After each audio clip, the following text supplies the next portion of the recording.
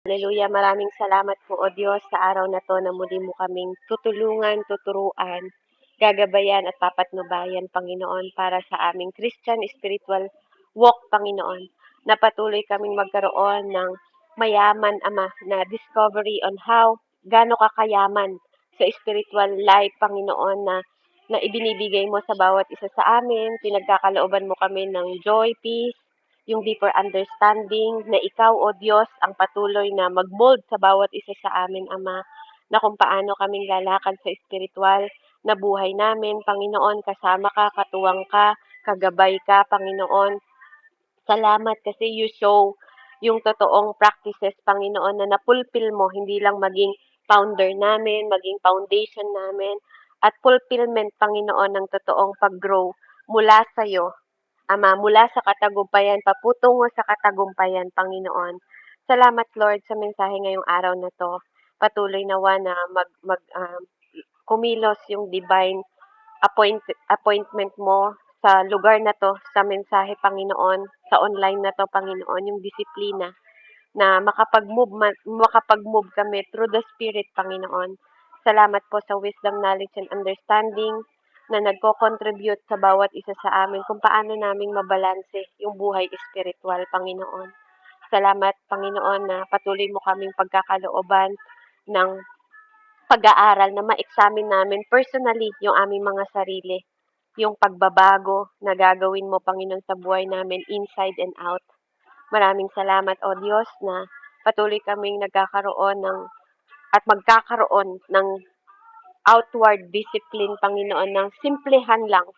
Lord God, yung submission namin na nababago kami, yung discipline namin sa labas at hanggang sa loob, Panginoon, na nabuhay kami na pinrepair ng mundong ito, Panginoon, na nakalimutan namin na may Diyos na nag-create sa amin, na magkaroon kami ng corporate or coordination, Panginoon, sa'yo, ng disiplina na mag-confess kami, Panginoon ko, through our worship, sa guidance, Panginoon, na mag-celebrate kaming mga mananampalataya dahil alam namin that there is God, Panginoon, hindi sa mga cultural na nagbigay sa amin, Panginoon, ng identity, kundi dahil sa iyo. Thank you, Father God, na ipoprovide mo, Panginoon, yung wisdom, knowledge, and understanding ngayong araw na to para maging abundance, Panginoon, yung aming buhay, Ama, na naglo-look forward, Panginoon, sa iyo lamang, O God. Salamat po, O Diyos, sa journey na to at sa challenges ng buhay na patuloy mo, Panginoon, pinatatatag, binibuild, minomold. In the mighty name of Jesus, I pray sa ngalan ng Ama, Anak, at Espiritu Santo. Amen and amen. So, praise God, salamat po sa Panginoon kasi ito yung ini-impress ng Lord sa bawat isa sa atin ngayon na ma-recognize natin kung paano tayo magkaroon ng disiplina po espiritual. Alam niyo, napakahalaga po ng pag-aaralan natin ngayon kasi ito yung stage ng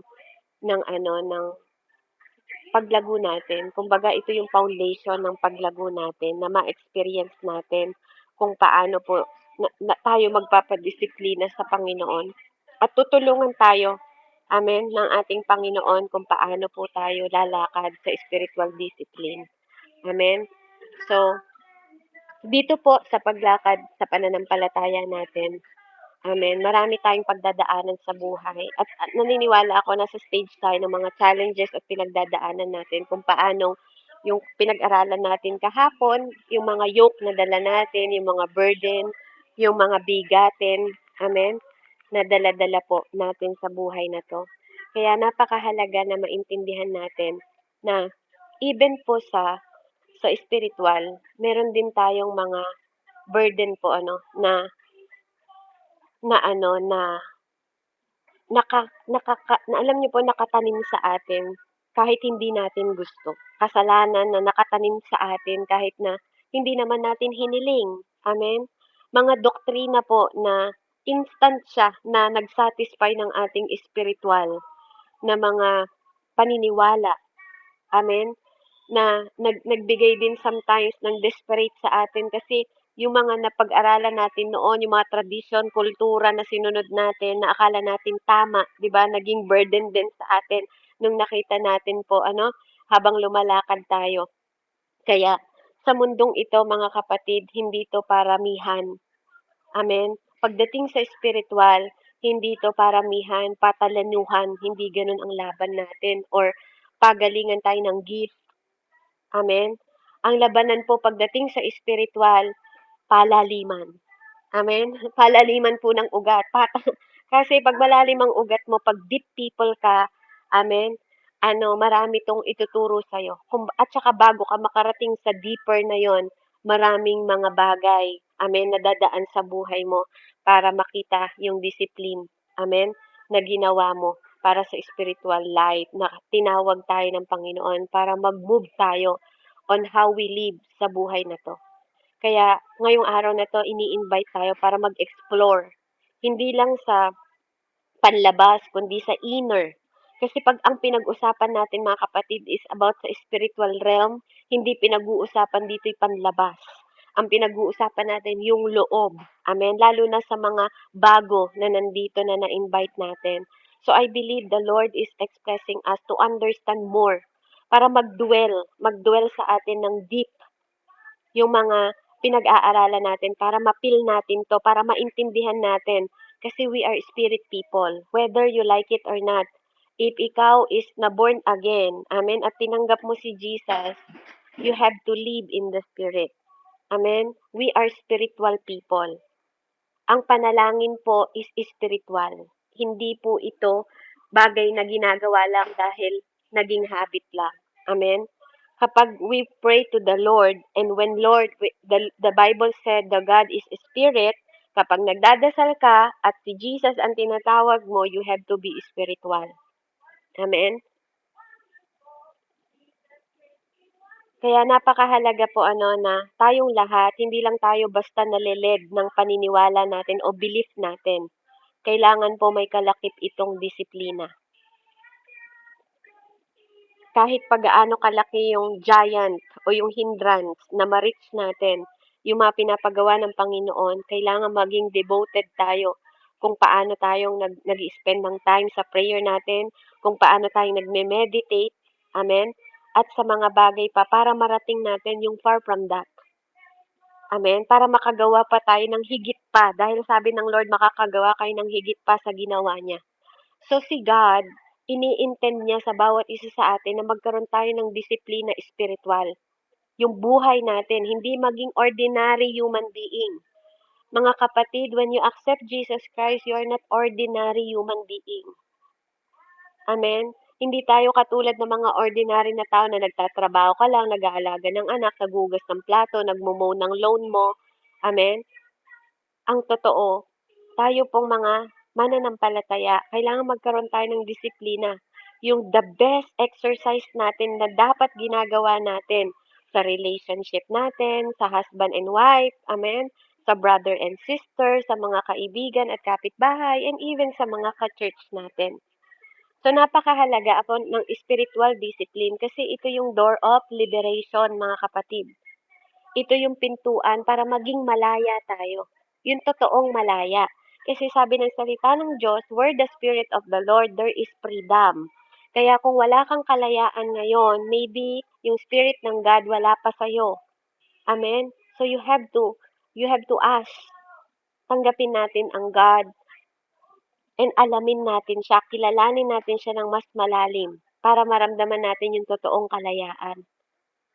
Amen. Kapag naka-bondage pa tayo sa marami pang mga burden katulad ng pinag-aralan natin kahapon. Kaya nagpapasalamat ako sa Panginoon kasi kapag nagtuturo siya talagang accurate. Alam niyo yon, yung parang kasunod ito ng kahapon. Lord, thank you. Kasi dito makikita natin yung ating spiritual discipline kung paanong nagkakaroon ng dal o katamaran ang mga mananampalataya para i-aim natin. Amen? Yung totoong joy na binibigay sa atin ng Panginoon. Kasi one of the key ng pananampalataya natin, dapat meron tayong joy. Kasi ito yung isa sa prutas ng banal na spirito. Amen? Isa ito sa discipline na dapat meron tayo, na dapat hindi nawawala po ang joy. Kasi ang purpose ng disiplina ng kalayaan, amen, is para mawala tayo po sa pagkaalipin. Amen? Anong pagkaalipin saan? Sa mga self-interest natin.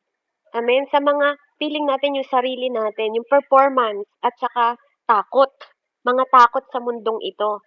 So kapag ang inner spirit natin, napalaya natin sa mga way o sa mga kabigatan na nagpapababa sa atin o nagda-down sa atin, amen? Ito yung mga bagay na ang hirap ipaliwanag. Kasi dito tayo nagkakaroon ng mga grudge, ng mga burden, ng mga heavy things na parang tinatamad na tayo. Tinatamad tayong sumunod. Tinatamad tayo na umawit para sa Panginoon. Tinatamad tayo na na sumunod. Amen? Sa mga alintuntunin ng Panginoon sa buhay natin. Lalo na po pagdating sa characterize po ng discipline ng spiritual life. Amen? Kaya napakahalaga po. Pagdating sa paglakad sa disiplina, Ate Pab, pagpasok po, i-mute po ang mic. Amen? Amen? Pagdating po sa disiplina, mga kapatid, mahalaga po ito. Dito po nagsisimula din ang standard po ng ating spiritual walk. Amen? Minsan, kapag nasa katulad po ng mga OFW, tingnan nyo, kapag kami pumupunta dito sa US, kailangan namin sumunod sa law ng US. Hindi kami pwedeng maghari-hari dito sa lugar kung nasan kami. And kahit saan ka mapunta, kailangan mo ng disiplina. Si Kuya Fred, pag pumunta ka sa bahay ng pastor mo, hindi ka pwedeng gawin mo yung ginagawa mo sa bahay mo. Amen? There's rule. May rule din sa bahay nila. Di ba kailangan mo rin ng disiplina. Sa trabaho, Kuya JB, pag pumapasok ka ng trabaho, amen, hindi mo pwedeng gawin, di ba? May SOP kayo. Sa gwardiya, sa pagiging, even sa factory, even sa kahit anong trabaho po, sa pagiging salesman, sa pagtitinda lang, pagiging cashier, sa bawat company, there is SOP. Tama po ba, Kuya Fred? Di ba may SOP tayong sinusunod? Amen? And napaka-superior nun. And how come na pagdating sa spiritual, mga kapatid, kaya tayo nadadalian na sumunod kasi sinusunod natin yung SOP. Ano nga po yung meaning ng SOP, Kuya Fred? Standard Operating Procedure. Amen. Standard. Pag sinabing standard, ito yung pinakamataas. Standard Operating Procedure, mga kapatid. May ganun din tayo sa spiritual. Amen? Spiritual operation procedure din. May procedure din pong spiritual, mga kapatid. May sinusunod din tayong requirement. May primary requirement din tayo na naglo-longing after God. Amen? We need to have to well advanced sa matter. Hindi lang po basta theology. Hindi ka lang mag-aaral. Gusto mo mag-theology para magka-practice ka ng discipline. Hindi po. Hindi natututunan sa theology ang practice ng discipline, mga kapatid. Amen? Believe it or not, hindi ka mako-convert ng theology. Amen? Hindi po dun galing yung recent, lalo na yung mga bago po na nakatanggap sa Panginoon, hindi dun nila makikita. Amen? Minsan nga, maiinit pa sila mag-aral ng ano ba yung theology na yan, ba't kailangan pa ba na pag-aralan yung mga angkan-angkan, di ba? Actually, minsan dun pa nga nararanasan ng iba na nababurn sila Bakit?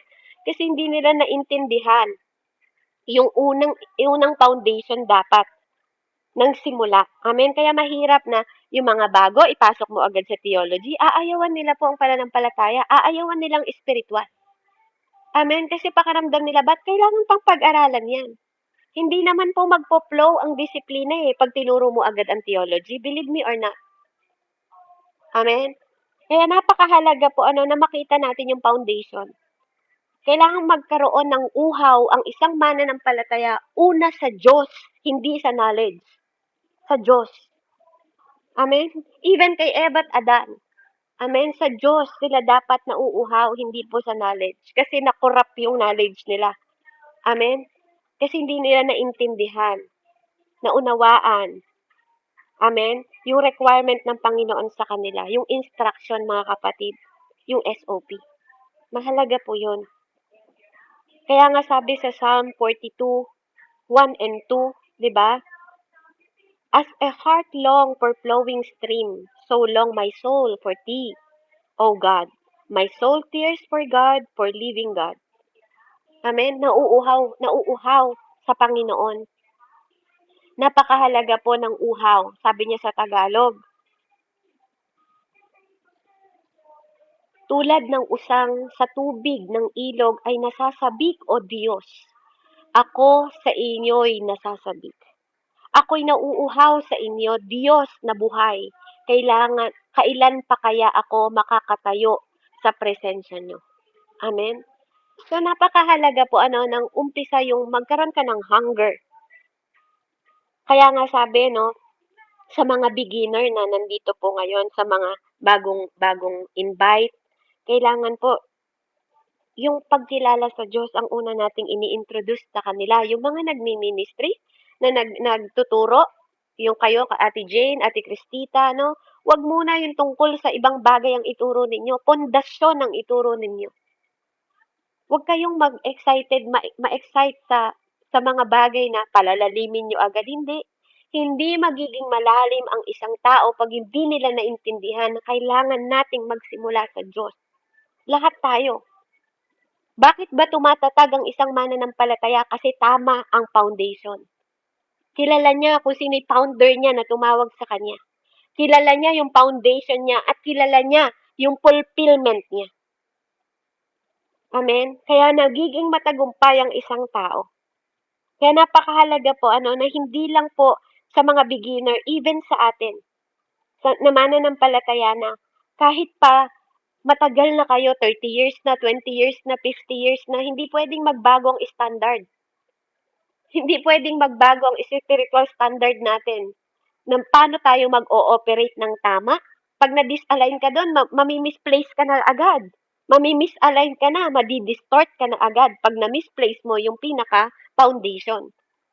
Yung pinaka-standard kung paano ka mag-ooperate spiritually.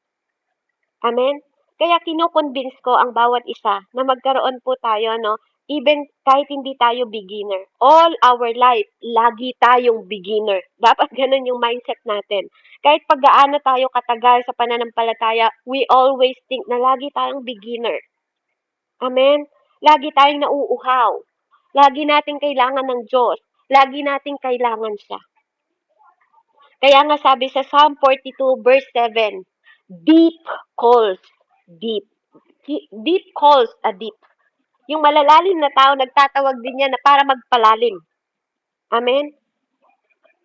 Sabi sa ibang deep call unto the deep. Nagpapalalim pa, pag malalim ka pa, 'di ba? At feeling mo pag malalim ka na, 'di ba? Kailangan magpalalim ka pa. Dahil mas marami pang malalim at lihim na gustong ibigay ang Panginoon sa bawat isa sa atin. Kaya napakahalaga ng buhay, amen, na hindi mo lang to naririnig, kundi tinatawag kang magpalalim pa. Magpaugat ka pa, Ate Jane. Magpaugat ka pa, Ate Cristita. Hindi pa sapat yung alam ninyo. Hindi pa sapat yung alam natin. Amen? Kaya nga sabi sa paalala sa atin sa Bible, baka akala mo nakatayo ka na. Amen? Kaya pag dumating yung mga pagsubok, hindi pala tama yung pinag-anuhan mo, foundation na pinagdigan mo o pinaghukayan mo ng foundation. Amen? Hindi po sapat na hindi tayo nagpapalalim. Napakahalaga po. Kasi bakit? Pag di ka nagpalalim, mahuhubaran ka. Kasi bakit? Kasi mababaw ka lang, mababaw lang yung pinagtaniman mo. Tingnan niyo po yung halaman na mababaw lang ang pinag-ugatan. Pag dumating ang bagyo, 'di ba? Nabubuwal lang sila. Kapag mababaw ang experience mo, mabubuwal ka agad. Kaya bakit pag nasa Panginoon tayo mga kapatid, Lord, bakit ganito naman kabigat yung problema ko? Lord, bakit ganito yung mga nararanasan ko? Bakit Panginoon ganito yung pinagdadaanan ko? Kaya wag kayong magtaka mga kapatid kasi part yan ng spiritual disiplina ng Diyos sa atin. Amen? Kaya nga sabi ko nga sa mga kabataan kanina, mga kapatid, Mommy speaking.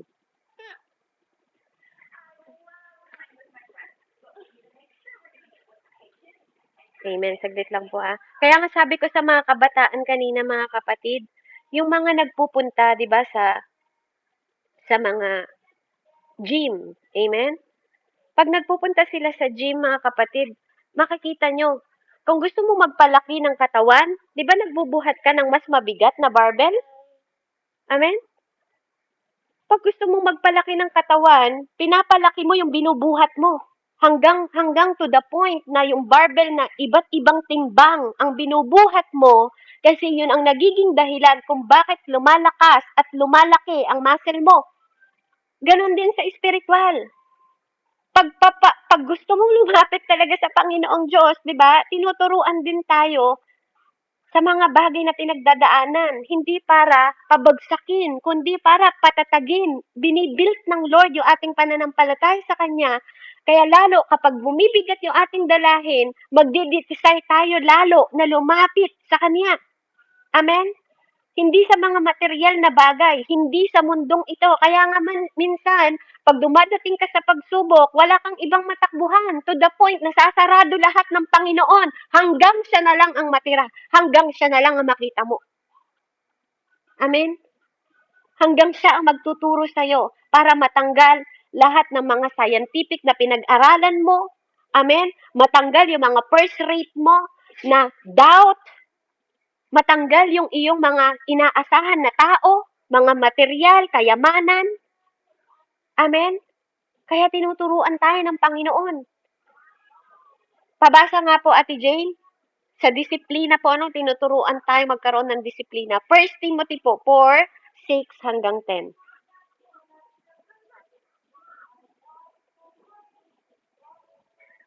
Amen po.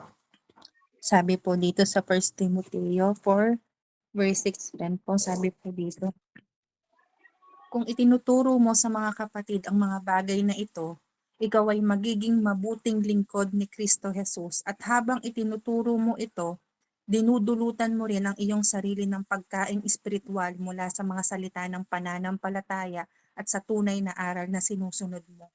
Huwag mong pag-aksayahan ng panahon ang mga alamat na walang halaga. Sa halip, sanayin mo ang iyong sarili sa makadiyos na pamumuhay. Sa pagsasanay ng katawan ay mayroon ding pakinabang. Ngunit,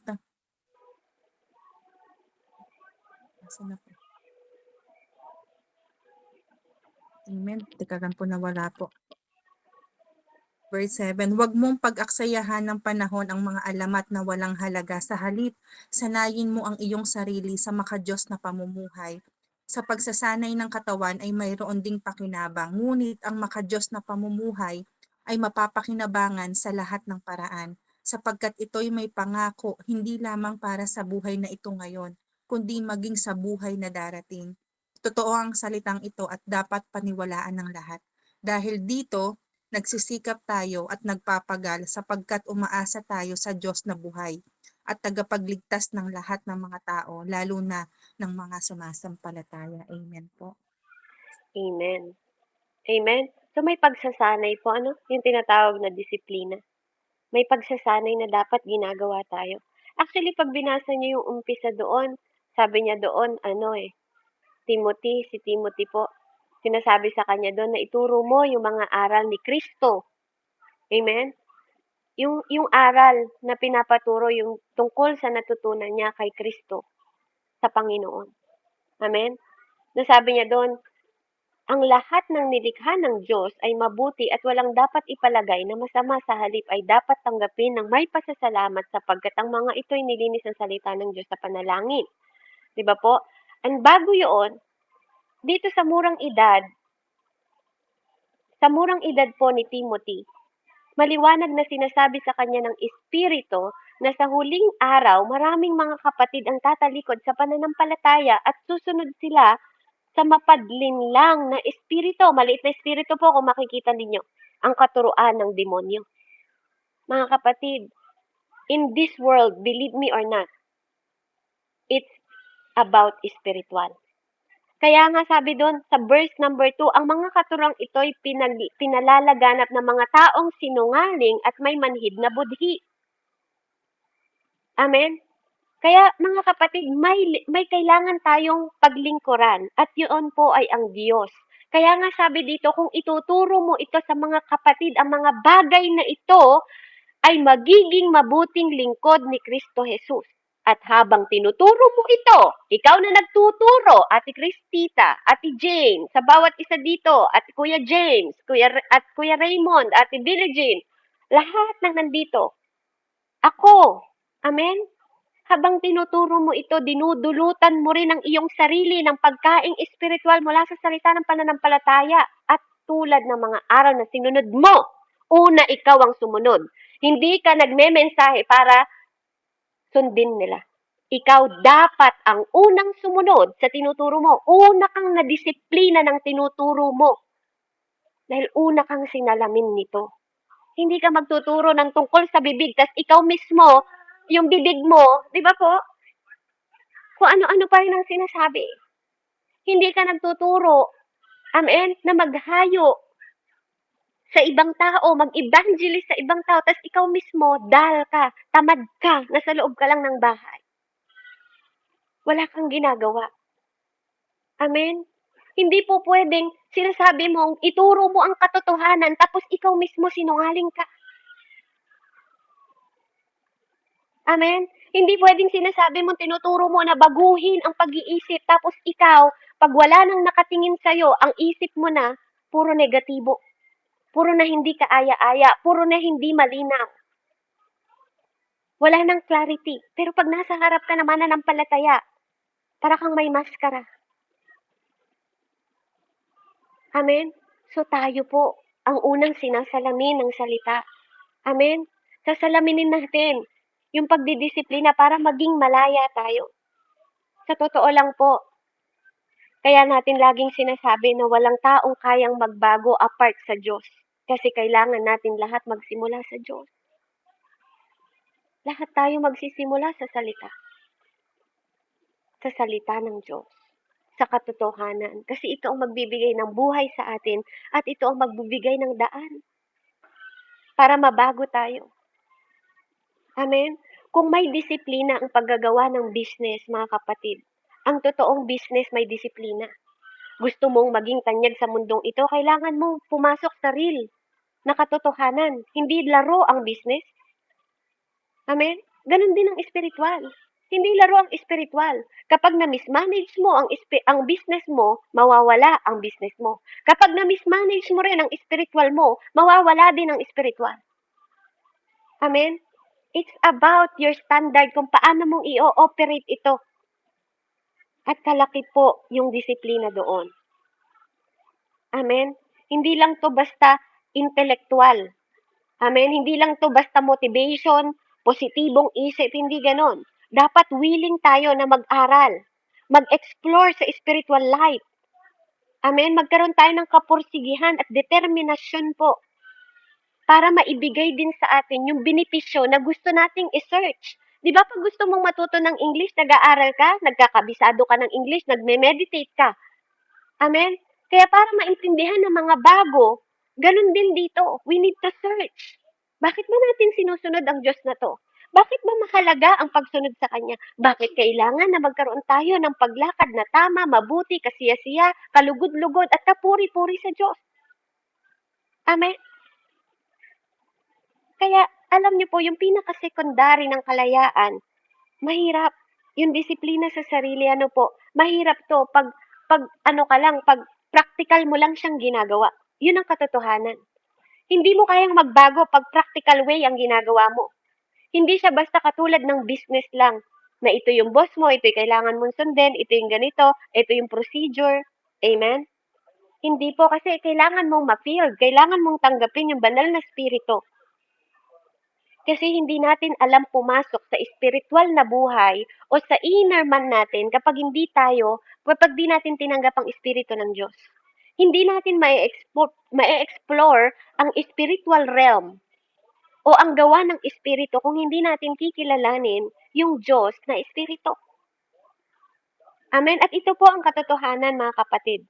Kaya nga sa mga bago po, na minsan nagbibigay tayo ng necessary na instruction sa kanila on how to do discipline. Amen? Sa disiplina, lalo na po sa spiritual life. Kaya ang Biblia, tinatawag po tayong mga tao para sa disiplina. Amen? Tinuturo dito paano ang tamang fasting, pananalangin, pag-worship. Amen? Binibigyan po tayo hindi lang ng almost mga instruction. Amen? At disiplina po sa sarili. Kundi on how we practice. Paano natin to ipapractice na parte po natin, amen, yung espiritu ng Diyos. Kasi sabi dito, ang espiritu, sabi po, no, without the spirit talaga, hindi natin kaya magbago. Hindi po to instruction mula sa general na kultura lang natin o mga common knowledge na galing lang sa mundong ito. This is not common. Ang knowledge ng espiritu is uncommon, mga kapatid. Wala tong katulad. Amen, na hindi lang to practices na kailangan mag-fasting ka. Kung walang, alam niyo po yung pangungusap ng Panginoon, paano ka ba magpa-fasting? Pag nag-fasting ka, parang wala lang yan sa harap ng Diyos kasi hindi naman pangungusap ng Panginoon yan sa'yo. Basta ka lang nag-fasting, ginawa mo yan ng walang instruction. Baka tanungin ka pa ng Panginoon, pinagawa ko ba sa'yo yan? Amen? Minsan yung gawa tayo ng gawa, nagmi-ministry ka, hindi ka naman tinawag sa ministry. Amen? Yung wala ka naman talagang malalim na pangungusap ng Panginoon na hindi mo naman maiintindihan. Basta lang gusto mong magpakitang tao. Kahit hindi naman sinasabi ng Panginoon sa atin. Amen? Kaya napakahalaga po na maintindihan natin ang katotohanan o yung mga illusion lang. Kasi sa panahon natin ngayon, ang dami pong mga arrogance or ignorance na tinatawag. Kasi ginagawa nilang practical aspect lang. Parang akala nila kapag may ministry na sila o may Bible study sila, yun yung dahilan kung bakit sila nagkakaroon, 'di ba, ng parang pagsunod sa Diyos. Parang pinoprovide nila yung lahat ng yun para ipakita lang na may disiplina sila. Pero alam niyo po, kapag hindi po yan galing sa loob, inward, amen, yung mga spiritual na realidad at inner attitude po na nagmumula sa puso. Amen. At ito yung ito yung realidad ng spiritual life. Hindi siya galing sa panlabas o pakitang tao. Galing po siya sa inside. Na para bang, alam niyo yung para bang burden siya sa inside mo na pag hindi mo na i-share itong Diyos na to, para bang, alam niyo yung, hindi naman siya guilt. Conviction siya na parang bakit naman may pagkakataon ka na hindi mo pa, tapos may naririnig ka, di ba? Inside mo na parang talagang, alam niyo po lang, gustong-gustong lumabas sa bibig mo na hindi mo lang maipaliwanag. Hindi lang siya basta practices ng disiplina, mga kapatid. Kundi lumalabas siyang natural. Alam nyo? Lumalabas siya na hindi para i-please mo ang mga tao, kundi para i-please mo ang Panginoon na alam mong nakakakita kahit walang ng mga tao sa paligid mo. Hindi siya religious duty. Hindi siya duty lang na pag pinunta ka dyan, nagwardyahan mo tong lugar na to. Hindi ganon. Alam niyo yun? Yung para bang alam mo lang, alam mo, you know when you know, na sa loob-loob ng puso mo, sa isip mo, na kahit walang nakakakita sa'yo, you are always in duty. Amen? Kaya nga, pag nakikita natin yung mga experience natin sa buhay natin, yung relationship po ang napakahalaga and intimacy sa Panginoon. Yung ating Father of Light. Amen? Kaya nga, anong sabi po sa James 1, sabi niya doon, kaya alam niyo po sa mga bago, basahin niyo po yung James, Santiago 1, marami po kayong mapupulot at matututunan. James 1 po, sabi niya, verse 17, sabi niya po dito, unahin ko po sa 16, huwag kayong padaya, mga kapatid kong minamahal. Ang lahat ng mabuti at ganap na kaloob ay buhat sa Diyos. Mula sa Ama na lumikha ng mga tanglaw sa kalangitan. Hindi siya nagbabago o nagdudulot ng bahagyamang dilim dahil sa pagbabago. Amen? Kung susundan niyo po sa verse 18, niloob niyang tayo'y maging anak niya sa pamamagitan ng salita ng katotohanan upang tayo'y maging pangunahing higit kaysa sa lahat ng kanyang mga nilalang. Amen? Kaya nga, sa verse 19 sabi niya, mga kapatid kong minamahal, unawain ninyo ito. Maging alisto kayo sa pakikinig. Mag-ingat sa pagsasalita at hindi agad nagagalit. Amen? Dahil, verse 20, dahil ang galit ng tao ay hindi nakakatulong upang magawa kung ano ang ayon sa kalooban ng Diyos. So, laging sa kalooban ng Panginoon. Kaya lahat ng bagay dapat ginagawa natin sa kalooban ng Diyos, hindi sa utang na loob. Amen? Tumutulong ka, nagpapalalim ka, gumaganap ka, hindi nagpapanggap. Amen? Magkakaiba po yun. Hindi ka nagpapakitang tao kasi gusto mong makita ni pastor. Amen? Alam mo lang, deep inside you, kasi nai-experience mo yung life ng relationship at intimacy sa Panginoon. Amen? Kaya magkaroon tayo ng disiplina, mga kapatid, sa pintuan ng kalayaan. Hindi po ng kadayaan. Hindi po ng kasinungalingan. Hindi po ng pagpapanggap. Hindi po ng pagiging pakitang tao. Dahil totoo, minsan, ang nagiging ano natin is tao lang tayo. Katulad po ng sinabi, hindi tayo, mas mataas na tayo ngayon. Sa lahat ng nilalang ng Diyos, mga kapatid, kapag ang kalooban ng Diyos ang sinusunod natin, hindi ka ordinaryong human being. Hindi po. Amen? Kaya wag nating hayaan na makulong tayo sa pintuan ng mga habit po, ng kultura, tradisyon, o ng kasalanan. Kasi ito yung kondisyon na nagkukulong sa bawat isa sa atin. Pero hindi po dapat. Hindi sa sin, sa kondisyon ng sin kasi nilinis na tayo ng Panginoon. Huwag tayong maging wicked. Huwag tayong magkaroon ng kasamaan dahil alam natin na hindi pa tayo napalaya kasi ang katotohanan, malaya po tayo. Mga kapatid, walk sa disiplina ng kalayaan. Amen? Sa pintuan po ng kalayaan, doon nyo mararamdaman ang spiritual, ang umpisa po ng spiritual discipline, malaman mong malaya ka. Amen? Sa door ng liberty, mga kapatid. Sabi po sa Roman 3, verse 9 hanggang 18 po. Ano ngayon?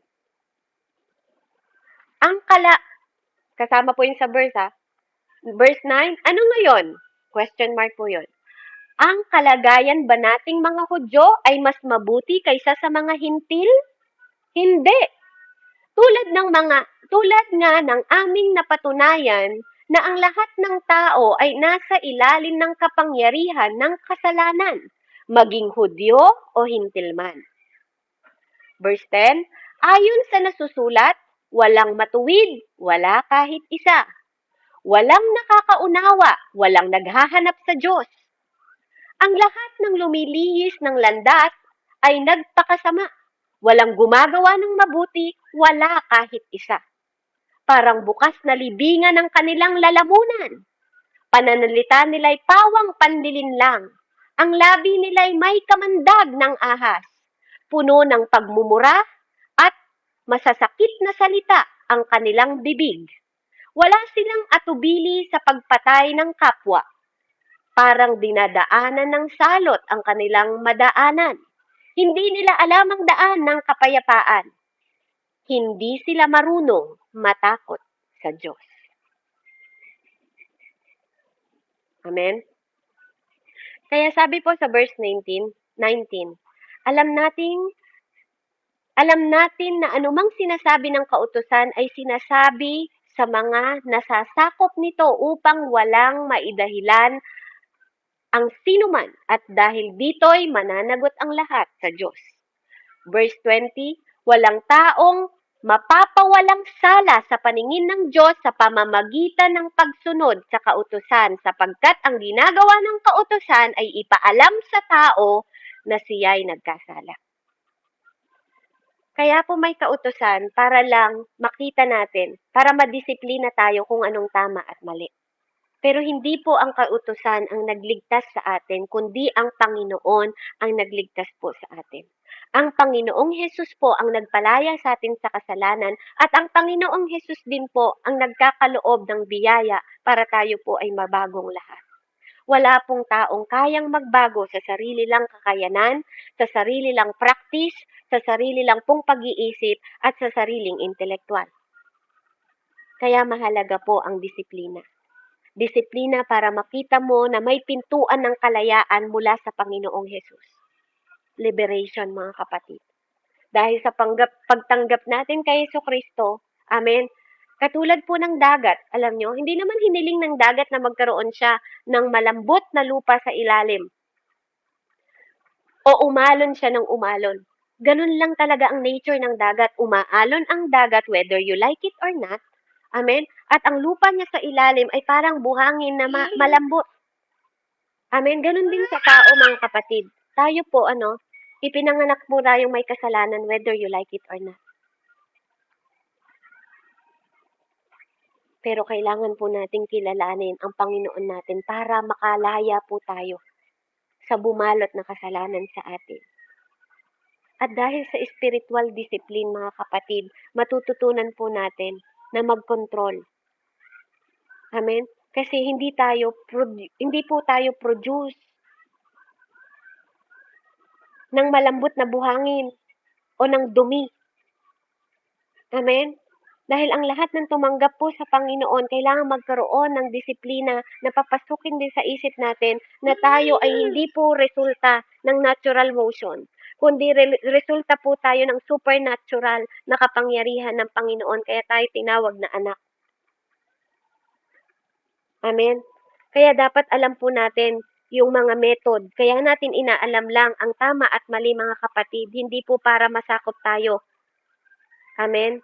Hindi po para magpasakop po tayo sa mga law. Amen? Kundi kailangan magpalalim tayo para mas maunawaan natin at hindi tayo maging wicked, arrogant, prideful. Para hindi po tayo ma-abuse ng mga substance sa mundong ito, mga kapatid, na katulad ng dati nating pangmumuhay. Alamin natin kung saan tayo nag-i-struggle. Alamin natin kung saan tayo nakatanim. Amen? Alamin natin ang katotohanan. Kaya nga po, hindi tayo nakikipaglaban sa mga tao sa mundong ito, kundi sa mga espiritu, sa himpapawid, di ba? Sa mga sumasakop sa atin. Yun po ang struggle natin, hindi po yung mga tao o kultura lang sa mundo. Kaya minsan na-abuse po tayo ng anger, ng takot, ng bitterness, ng katakawan, ng pagiging prideful, ng lust. Amen? Kaya tayo naaabuso. Bakit po? Kasi hindi natin inaalam ang katotohanan. Kaya tayo nagiging immoral sa mundong ito. Kaya tayo nababankrupt. Kaya tayo nagiging worse. Kaya nagiging proud tayo sa mga external na righteousness natin. At yun yung buhay natin dati. Kaya mga kapatid, amen, ito po yung condition natin na totoo. Kaya nga napakahalaga na magkaroon po tayo ng freedom from sinful thoughts. Mawala yun sa atin. At paano natin gagawin yun? Amen? Dahil alam natin ang katotohanan po na tayo tinubos na. Tinubos ka na. Kung paano nasa iyo ang kasalanan noon nang wala kang kamalay-malay. Ngayon po binibigyan tayo ng kaalaman ng Panginoon na magkaroon tayo ng spiritual na disiplina sa isip natin na tanggapin na tayo po'y malinis na. Para makapagbukas po tayo ng pintuan na malaya sa lahat ng ginagawa natin. Door of liberation po ang binibigay sa atin ng Panginoon. Dahil sa Espiritu niya na tumutulong sa atin. Tumutulong sa atin para po tayo mabago. Tumutulong po sa atin para mag-lead po tayo sa believe ng katotohanan ng way na gusto ng Panginoon at hindi po tayo parang mga bata na maanod lang sa mga katuruan dahil may darating pong mga pagtuturo ng mga kaaway natin.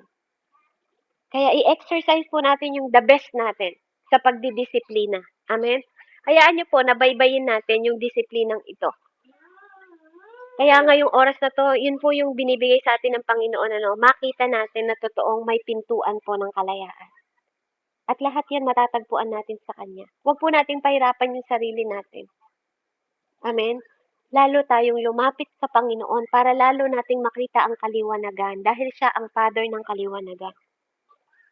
Lalo tayong maging matalino. Kahit anong pagsubok na kabigatan na pagdaanan natin, alam natin ang daan, alam natin ang lalapitan, alam natin ang solusyon.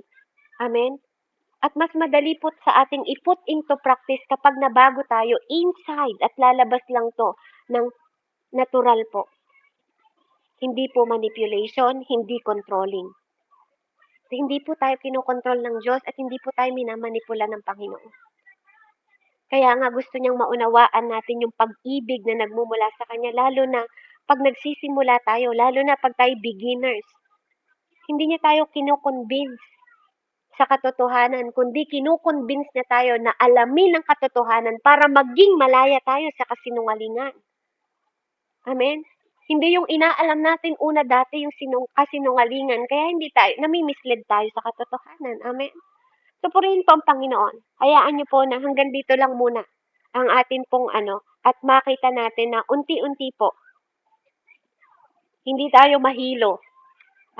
Hindi po tayo maging alipin ng mga naging tradisyon. At hayaan nyo, next week po, pag-aralan naman natin yung open doors ng spiritual discipline. Amen? So, purihin po ang Panginoon. Ngayon po, pinag-aralan natin yung door of liberation. Pintuan po ng kalayaan. Amen? Kasama po yun sa disiplina, sa spiritual discipline natin. Isipin mo lagi na malaya ka, hindi dahil sa ginawa mo, kundi dahil sa finished work ng ating Panginoong Jesus. Ano man ang kumukulong sa'yo, kapatid, binuksan na ang pintuan ng kalayaan. Kailangan lang natin ng spiritual discipline po para matanggap natin to ng buong puso, buong pag-iisip, buong kaluluwa, at buong lakas. Purihin po ang Panginoon. Let's pray. Heavenly Father, we honor you. We submit to you, Panginoon, sa mga oras na to, Ama. Ang lahat ng aming napag-aralan, Panginoon. Thank you, Father God, na ang disiplina, Panginoon, ay magiging parte, Panginoon, ng daily activities namin. Na hindi lang kami nagpapadisiplina sa mga trabaho namin, sa pagiging asawa namin o pagiging anak namin, bagkus magkaroon kami ng balancing disiplina sa buhay namin spiritual, Panginoon, na magkaroon kami ng divine na pagsunod, Ama. Divine na pangunawa, Panginoon. At divine practices namin, Ama, through the Spirit of the Lord, Ama, na nagtuturo at nagtutuwid sa amin at nagpapalaya sa amin. Maraming salamat po, Diyos, sa pangunawa. Salamat, Lord, sa mensahe. Salamat po, Panginoon, na bagamat ito po ay pangunahin na dapat naming nalalaman. Lord, ito yung isa sa pinakamahalaga na maunawaan po namin para hindi kami magkaroon, Panginoon, ng pagkaligaw, Panginoon, sa mga sinusundan namin.